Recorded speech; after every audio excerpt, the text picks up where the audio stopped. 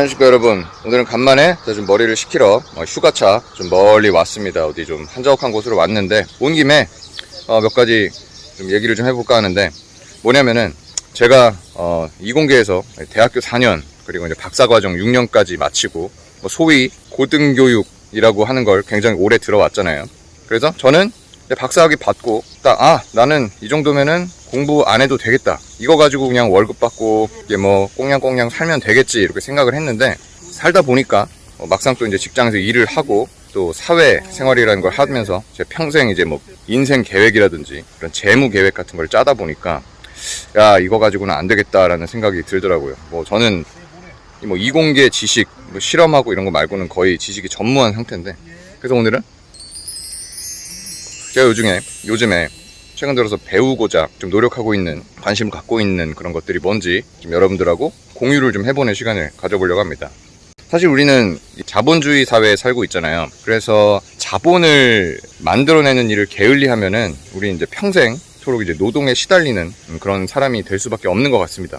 저도 사실 옛날부터, 아기 때부터 이제 부모님이든 선생님들이 얘기하는 걸로는 야, 공부 열심히 해가지고 안정적이고 좋은 직장 들어가면은 인생이 이제 행복하게 마무리가 잘 될 것이다 라고 얘기하는데, 결국은 이 전문 기술을 교육하는 이 제도권 교육에서는 이제 어떠한 역할을 수행하면서 이제 큰 그림을 그려서 수행하는 조직, 단체 혹은 국가에서 어떤 특정 부분의 일을 깊게 수행하는 그런 부속품 내지는 이제 고급 노예로서의 역할을 평생토록 수행하게 됩니다. 우리가 이제 별다른 노력을 하지 않는다면 말이죠.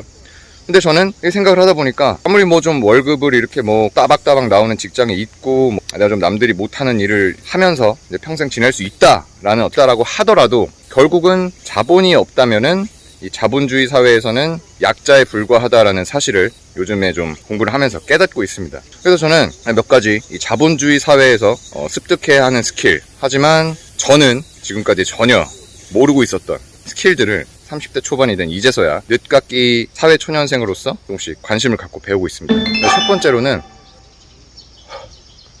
경제신문을 이해할 수 있는 능력입니다. 경제신문을 그냥 한국말로 써있다고 해서 그냥 읽으면 될 줄 알았는데 그게 또 아니더라고요. 굉장히 다양한 경제 용어들이 있고, 그 다음에 경제학이라고 하는 분야가 저는 그렇게 심오한지 몰랐어요. 저는 경제학 하면은 수요와 공급, 공급이 많으면 가격이 떨어진다, 수요가 높으면은 가격이 올라간다, 이런 거 정도까지만 알고 있었거든요. 금리는 이자, 돈 빌리면은 돈값을 줘야 된다, 학자금 대출 갚고 이 정도 지식밖에 없었습니다. 근데 막상 경제신문을 읽다 보니까 정치라든지 아니면 원자재가 값이 올라가면은 이게 어떤 경제 분야에 영향을 미쳐서 가계의 경제력에 영향을 미치고, 이 가계 경제 활동이 활성화되거나 혹은 위축되면은 또 이 사회 전체적으로 혹은 이 세계적으로 경제 상황이 악화되거나 혹은 좋아지거나 이런 게 있잖아요. 그걸 이제 거시경제, 매크로 이코노믹스라고 한다고 합니다. 물론 여러분들은 다 알고 계시겠지만 저는 이제 과학만 해왔던 이런 이제 외골수로서 이런 거 되게 취약했거든요. 그래서 이제 내가 경제신문 같은 걸 좀 읽어보려고 하니까 뭔 소리인지 하나도 모르겠습니다.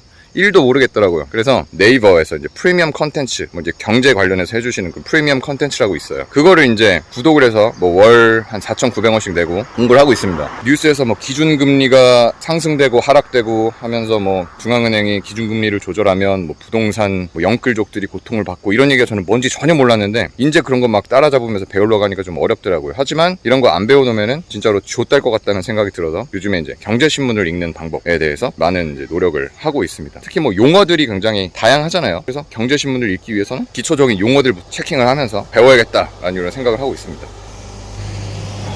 존나 한심하다고 생각하시는 분들도 있겠죠? 이 30살씩이나 박사씩이나 처먹고 경제신문 읽는 것도 모르냐? 라고 하는데 모를 수 있습니다, 여러분. 이게 관심을 안 갖고 살다 보면은 그렇게 돼요. 그래서 지금 좀 굉장히 반성하고 있고 경제신문을 읽을 수 있게 되기 위해서 열심히 또 노력을 하고자 합니다. 이제 두 번째로는요, 돈을 만들어내는 스킬입니다. 저는 사실 지금까지 인간은 어떻게 살아야 마땅한 줄 알았냐면, 이제 좋은 직장 들어가가지고 월급 따박따박 받으면서 적금 들어가지고 집 운이 되면 대출 받아서 사고, 그거 이제 부부가 오손도손 갚아 나가면서 이제 평생 집 하나 만들고 자식들한테 물려주고 죽으면 되는 이럴 거라고 생각을 했습니다.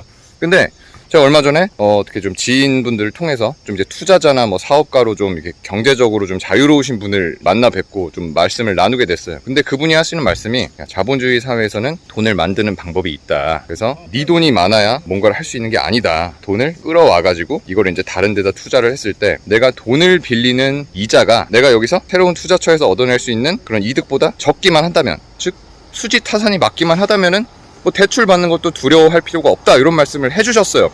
저는 솔직히 좀 충격이었거든요. 저는 제 개인적으로는 좀 이 충격이었습니다. 왜냐면 나는 빚지면 안 된다라고 배웠거든. 그래서 빚지는 거는 주택을 사기 위한 그런 대출 아니면은 저는 이제 패가망신하는 지름길이라고 생각을 했는데, 또 부를 돈을 많이 다뤄보신 분들은 또 그게 아니더라고요. 그런 부분들을 좀 이제 생각을 하면서 자본주의 사회에서 돈을 만들어내는 방법에 대해서 조금씩 이제 연구를 시작하려고 합니다.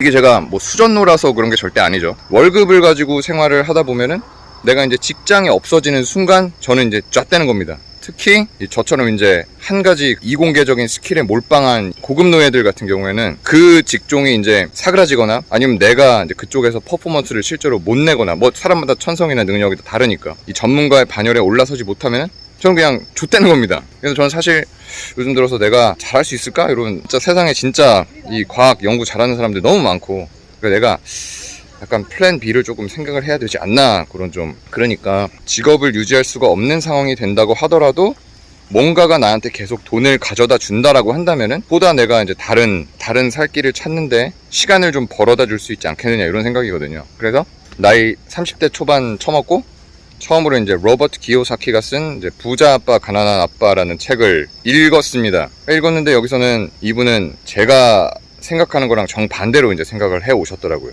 무슨 말이냐면, 저는 집이 재산인 줄 알았고 자동차가 재산인 줄 알았습니다. 그래서 저는 처음 직장을 들어가자마자 이제 지방에 있으니까 차가 없으면 안 된다라는 핑계로 차를 이렇게 좀 싸지 않은 차를 할부로 질러버렸습니다. 그러니까 이제 매달 자동차 할부금이 나가는 거죠. 이제 뭐 저렴하고 경제적인 자동차를 산 것도 아니고, 그러니까 저는 이 할부금을 갚기 전에는 뭔가 옴짝달싹도 못하는 그런 병신 같은 존재가 되어버린 겁니다. 그리고 두 번째, 저는 이제 돈 쓰는 방법, 돈 쓰는 철학이 굉장히 성숙하지 못한 그런 인간이었거든요.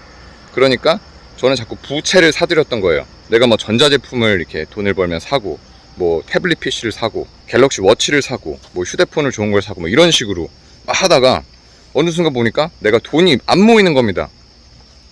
그래서 좆됐다, 나 이렇게 살면 진짜 평생 씨발 이렇게 살다가 진짜 돈 한 푼도 못 모으고 좆될 수도 있겠는데, 이런 생각이 들더라고요. 그래서 고민하고 있던 찰나에 이제 로버트 기요사키 형님께서는 뭐라고 말씀을 하셨냐면은, 이제 야, 부자들은 너처럼 이런 전자제품, 자동차 이런 부채가 아니라 자산을 산다. 자산이라고 하는 거는 뭐 주식이나 채권이나 뭐 부동산 혹은 네 사업체, 아니면 너의 그 미래 돈을 벌 기술을 장착하는 그런 교육비용, 이런 거 같이 뭔가 너한테 네 호주머니에 자동으로 돈을 넣어줄 수 있는 잠재력이 있는 것들에, 유무형의 것들에 돈을 투자해라, 이런 얘기를 하고 계시죠. 그래서 저는 이제 앞으로 부채가 아닌 자산을 구입하기 위해서 제 생활 패턴을 좀 바꿔볼까 합니다. 지출 패턴을 바꿔보려고 하고, 그러려면은 내가 뭐가 자산이고, 뭐가 나한테 돈이 되는 자산이고, 뭐가 나한테 앞으로 돈을 가져다 줄 수 있는 그런 것들인지를 선별할 수 있는 이 선구안을 키워야겠죠. 그래서 이제 그런 것들을 공부를 해야겠다라는 그런 절박함에 살짝 직면해 있는 상태입니다. 그리고 세 번째로는요, 회계입니다. 회계는 accounting, 그러니까 돈이 들어가고 나가는, 뭐 개인으로 치면은 가계부 같은 거죠. 근데 이제 이 가계부를 이제 회사에서 이제 투자자들이나 이제 외부 사람들이 보기 좋게, 투자자가 보시기에 좋았더라라는 말이 나오게끔 이제 이쁘게 국제적인 기준에 맞춰가지고 세계 어디서나 통하게끔 이렇게 재무제표라는 거를 작성을 하는 게 바로 회계라고 합니다. 근데 이 회계가 결국 이제 공인 회계사분들만 하면 되는 거 아니냐라고 생각을 할 수가 있는데, 그게 아닙니다, 여러분. 회계를 알면 이 세상에서, 이 자본주의 사회에서 돈이 어떤 식으로 들어왔다가 어떤 식으로 나가는지에 대한 그런 총체적인 식견을 얻을 수 있다라고 합니다. 그래서 저 지금 이제 일본의 공인회계사 유튜버 분이 쓰신 솔직히 회계 1도 모르겠습니다 라고 하는 책을 읽고 있습니다. 회계 책을 읽다 보니까 정말 내가 이제 얼마나 무식했구나라는 것들이 이제 알게 되더라고요. 뭐 저는 뭐 대차 대조표, 뭐 현금 흐름표, 그다음에 뭐 손익계산서 뭐 이런 거 하나도 몰랐습니다. 근데 이거 보면서 아, 이런 용어들이 씨발 있었구나. 내가 존나 병신이었네. 이런 생각을 하면서 아, 이 회계라는 게 인간이 반드시 공부를 해야 되겠구나, 해야 되는 거였구나라는 이제 발등에 불이 떨어진 그런 상태로서 이제 공부를 하고 있습니다. 저도 막 지금까지 제가 얼마나 나이브하게 살아왔는지 이거 지금 얘기를 하다 보니까 자꾸 지금 막 감정이 막 이렇게 올라와가지고 자괴감에 막 쩌들어가지고 말도 막 제대로 안 나오죠. 그래서 지금 이제 자본주의를 이해하고 살아남고자 서바이벌하는 공부를 이제 박사 마치고 30대 초반에 시작하고 있다는 게 조금 여러분들 보기에 부끄러우면서도 또 어떻게 하겠습니까?